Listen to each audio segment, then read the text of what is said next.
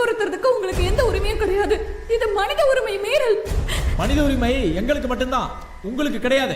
Madam, continue பண்ணுங்க. நீங்க இங்க பாரு, நீ எதுவும் தெரியாதுன்னு சாதிச்சிடலான்னு மட்டும் நினைக்காத.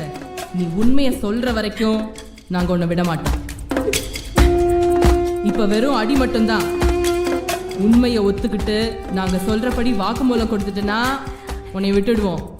இல்லைன்னு சாதிச்சேன்னா அதுக்கப்புறம் சித்திரவதை ரொம்ப கொடுமையா இருக்கும். நீங்க எத்தனை முறை என்னை இப்படி சித்திரவதை செஞ்சு கேட்டாலும் நான் உண்மையை மட்டும் தான் சொல்வேன். எனக்கும் தோழர் இனியனுக்கும் தனிப்பட்ட முறையில எந்த தொடர்பும் கிடையாது. தனிப்பட்ட முறையில எந்த தொடர்பும் இல்லாமலா தோழர் இனியனை விடுதலை செய்ய சொல்லி சாகும் வர உண்ணாவிரதம்னு போராட்டத்துல இறங்குன?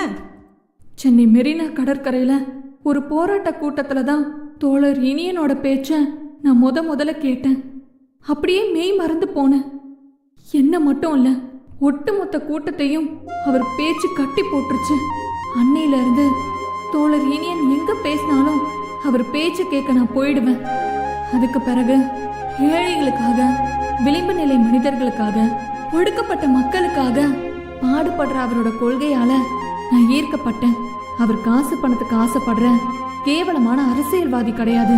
தான் வாழ்நாள் முழுதும் மக்களுக்காக போராடுற ஒரு மாபெரும் மக்கள் தலைவர்.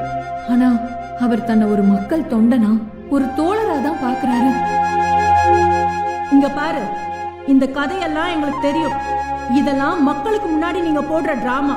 நாங்க கேட்கறதுக்கு மட்டும் நீ பதில் சொல்லு. இனியன் பேசுற ஒவ்வொரு கூட்டத்துக்கும் நீ ஒரு பார்வையாளர் மாதிரி போவ. இனியன் தங்குற ஹோட்டல்லையே நீயும் பக்கத்துல ரூம் எடுத்து தங்குவ. நீங்க 2 பேரும் ரகசியமா சந்திச்சுக்குவீங்க, உல்லாசமா இருப்பீங்க, அப்படித்தானே? அதுக்கப்புறம் அவர் வழியில போவாரு, நீ உன் வழியில போவ. இது யாருக்கும் தெரியாது. இதான உண்மை. இதை ஒத்துக்கிறியா இல்லையா சொல்லு. இதெல்லாம் சுத்த போய்.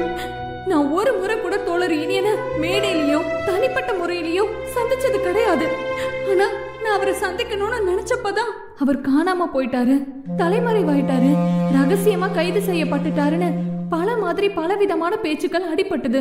ஆனா அவருக்காக நான் உண்ணாவிரதம் இருந்தப்போ என்னையும் அவரையும் நினைச்சு தொடர்பு படுத்தி கொச்சையா செய்திகள் பரப்புனாங்க.